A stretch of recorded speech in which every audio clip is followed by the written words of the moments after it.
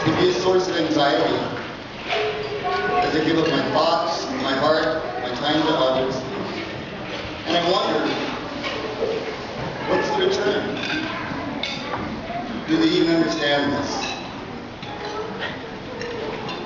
But Vivienne and John, they have presented a different problem. One I would never expect. And that is, what do you do when friends love you more? When they're more considerate, more faithful, more patient, more hopeful, more trusting in God's care than I could ever find myself to be, even for my own life. I'm blessed to be friends with just that. John and Vivienne, I'm very blessed to have prayed for their meeting, and until now, to see them as husband and wife. This is an answer to their earnest prayer. But I am left with the problem, not knowing how to return this love. It's a really good problem. And I know one way I can begin is to continue to hold them in prayer and in encouragement and insights in relationship. An exploration of what makes a good relationship as they begin their life together. God bless you, John and Vivienne. God bless you on your wedding day and on all of your days together. Thank you. Yeah.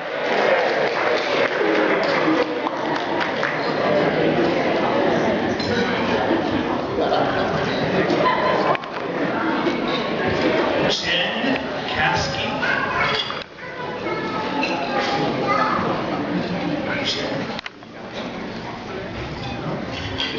Okay. Let's move on to Daryl. Daryl Fish, the best man. Come on up. Fish.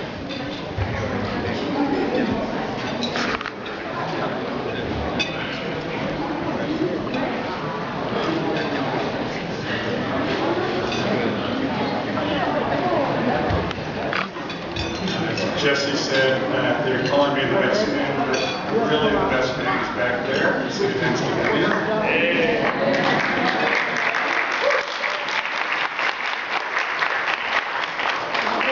I've known John for close to 20 years. We've gone through many experiences together, and I won't embarrass him here. But I just want to point out a few qualities I really appreciate about John. His faithfulness, he's conscientious, he's loyal, and a hard worker, and a servant. You see that in his involvement at our church. We're both involved in the same church. You see that in his involvement with the outreach to international students, helping cooking every week, involved with the students. And you see that in the friendship he has with a disabled man, where John has met consistently with this man every week for 10 years, just to take him out to coffee and meet him out and enjoy something. Vivienne, I think you compliment John well. You're warm, you're caring, faithful. You're also a hard worker.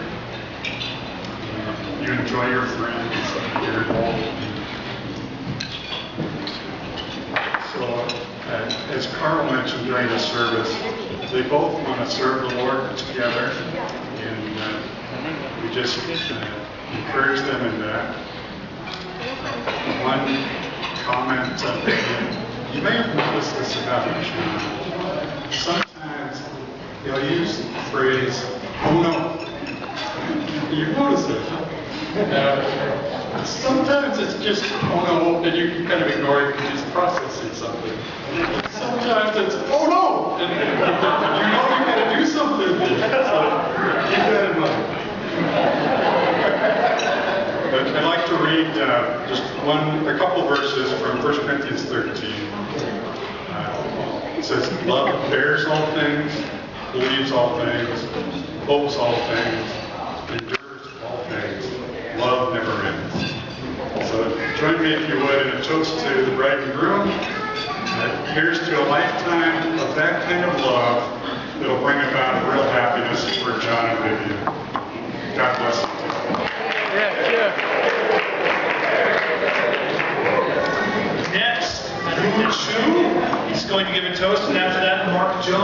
You still videoing? My battery's dead, so I can't get anymore. Vivienne's brother. So it may not look like it now, but there was a time when a lot of people thought that I and the twins were actually triplets. Part of that was because we were the only Asian family within a day's driving distance. Part of that was because I've developed really slowly, and we were actually all the same size until around high school when they outgrew me. But mostly because we were really completely inseparable when we were kids. So we were basically this army of three, and I was kind of the leader, and mostly because I was really mischievous and devious, I found lots of trouble for us to get into. And one story that kind of pops out in my mind, I'm sure who is thinking about it right now, is it involves me standing at the top of this flight of stairs and looking at this cardboard box that was about the size of a couple of twins. And so, anyway, hold on, let me check.